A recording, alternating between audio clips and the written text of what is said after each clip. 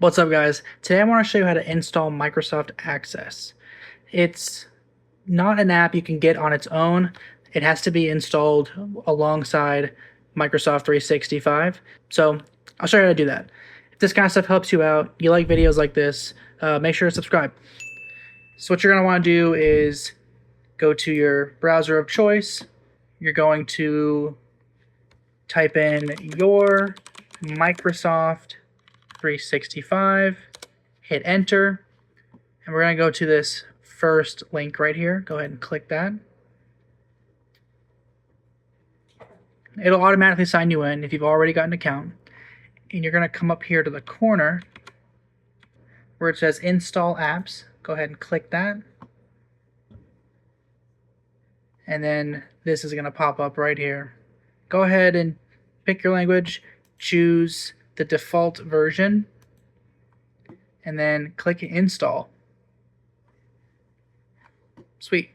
And once that's done, it'll show up here. Go ahead and click it to run it, and it's gonna install.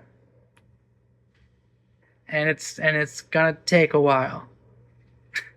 So there's your logo for Access right there underneath all the other apps. So yeah, just wait it out, and I'll meet you back when it's done.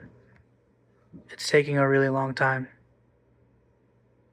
It's taking so long. Okay, everything is fine and normal. We're gonna exit out of Firefox and we're gonna hit close. And then if we come down to our search bar again and type in Access, we have Microsoft Access. Go ahead and click that. And there you go. Sort of a weird roundabout way to get it, but that's just how it is. So yeah, thank you guys for watching. If this was helpful, make sure to like the video, leave a comment, and catch you in the next one.